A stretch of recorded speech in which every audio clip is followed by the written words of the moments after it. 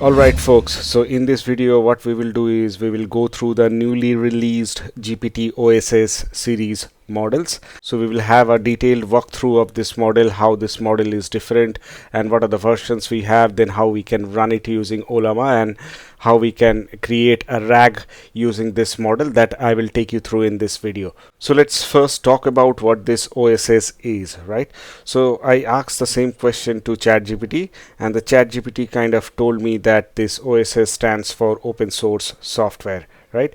And they have also mentioned like what are the other open source softwares are, like Mistral or the Mixtral series of models are truly open source, but I don't think the GPT-oss models are truly open source. We can call it as a open weight model, because once you call a model as open source, then you will get the code, the data that has been used to train the model, or the base model and the instruction fine-tune model. Every version of the model details and the model version should be released, which is not the case if we are talking about the GPT-oss series of models, right? So instead of calling it as a open source model, we can call it as a open weight model, where the weights are only released and not any other detail has been released, right? So we can see like we have two set of models, the GPT-oss 20B, that is a 20 billion model, and the other one is a GPT-oss 120 billion, right? So the 20 billion model is like it can be used on device and it can be used for local inference and the specialized use cases, right? But the OSS 120 billion model requires a larger system infrastructure, and that is more suited for production, general purpose and high reasoning task, right? And in case of 20 billion model, we can see that the 3.6 billion active parameters which are always there, and in case of 120 billion model, like there are around 5.1 billion active parameters which are already there, and both the model has a context length of 128k, and the mixture of expert was one of the architecture that has been used to train the model. And you can see more details, right? Like the GPT-oss 20 billion, the performance kind of matches with the O3 mini, and the GPT-oss 120 billion models performance kind of matches with the O4 mini, right? And some of the features are like it's text only, it can produce structure output, and the other feature which is quite helpful, that this model supports tool calling, right? So you can use it for your agentic workflows and you can build a fully local agent using this model, right? And this model has three reasoning capabilities, like the low, medium and high, so that we will see when we go through the code. It has been released in the open source Apache 2.0 license, and the architecture, as I mentioned, it uses the architecture of mixture of experts, then it uses the group query attention, the flash attention and the rotary positional embedding, and also it uses the byte pair encoding. And this model is kind of fine tunable with this frameworks like Hugging Face, Unsloth, Llama Factory and few other, right? And it can be deployed with like Ollama, VLM, Hugging Face. All this are the hosted where you can get the model and then you can use it, right?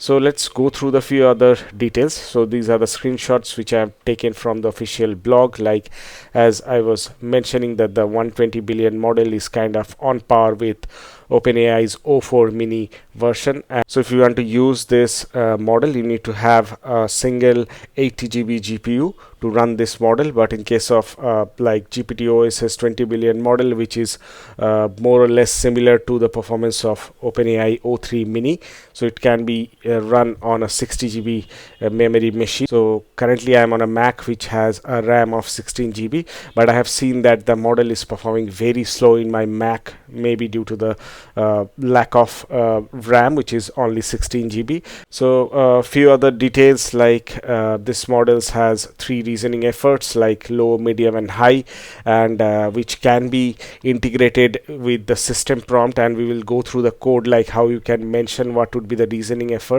while you are building the system prompt, so that the model's reasoning capability would be decided based on that, right? So and it will have a trade-off between latency and performance, but like like if you give the reasoning effort as high, so it will take a lot of time to generate the output, but the performance would be much more optimal, right? But in case of if we are using the reasoning effort as low, that time the latency would be very low, but there will be a degradation in the performance, right?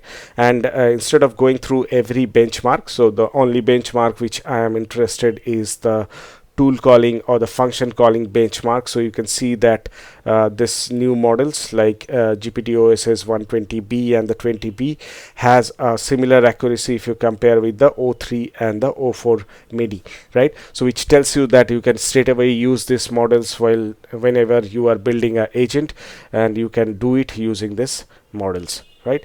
So these are the commands which you can use, like you can install Ollama, and once you install that, you can pull this models using this command. So if you have a 16 GB machine, so it would be better if you use the 20 billion model, which is which you can fire a command like Ollama pull gpt-oss 20b, right? So if I just open the Ollama, this model is already integrated, and you can start firing your question. Like I have asked a question like what is context engineering for agents. So you can see like there is a thought process which goes on, and it takes a lot of time to complete this thought process. Like it took like 107.7 seconds for me. Then it generated a detailed answer, right? By looking at this response, you will get to know this model has a own persona, where it kind of gathers the data in the format of tables, a lot of tables it uses, and then it generates the output, right? This output totally looks like the OpenAI model output, where it has own persona and table usage is one of them, right? So you can see a detailed response which it went through, and it gives you all the details, and the answer is quite long and elaborative, right? So I'm just using the Ollama, and I'm just using their UI to fire a question and get the output, right? So similarly, let's go through the code. So you can see like first of all I'm doing the installations, then I'm creating a RAG. So I'm just getting some documents which are related to Hugging Face transformer, then I'm using a recursive character text splitter to split them into chunks, and I'm putting those documents in the Chroma vector DB, right? So once the vector DB is created, so then you can initialize the gpt-oss 20 billion model using Ollama. So you can see I need to give this model name, then this is the regular base URL which we need to use for Ollama, and then you can get your LLM initialized, right? And after that I will create a function. So this function will help you to create the system prompt. So I'm naming this function as get system prompt, and there I'm passing the effort, right? So as I was mentioning at the starting of the video that this model has 3 reasoning levels, low, medium and high. So just to create the system prompt using that effort, so I'm creating this function, right? So then I'm creating a dictionary where I'm giving a detailed instruction for each of these efforts like the low, medium and high, and I'm creating a corresponding prompt, right? So you can see for low effort, it's straight away says that you are a helpful assistant, please provide concise and direct answers, right? So then you can see for medium, like I'm writing like you are a helpful assistant, show brief reasoning before you answer, right? And the reasoning effort is also I'm mentioning here, right? So then for the high, I'm giving a detailed instruction that show complete chain of thought reasoning step by step, think through the problem carefully before providing final answer, right? So then again I'm giving the reasoning effort details, right? And after that I'm just creating a list of system prompt, and I'm sending back this to as an output from this function, right? So once that is done, then we can start firing certain questions. So at first I will get the message and the content using this function where I'm passing the reasoning effort as low. So I will get back the message and the content. So this content, you might think why we need that, because that this content we will use whenever we will create the RAG prompt. So there we will use this content to generate the system prompt, right?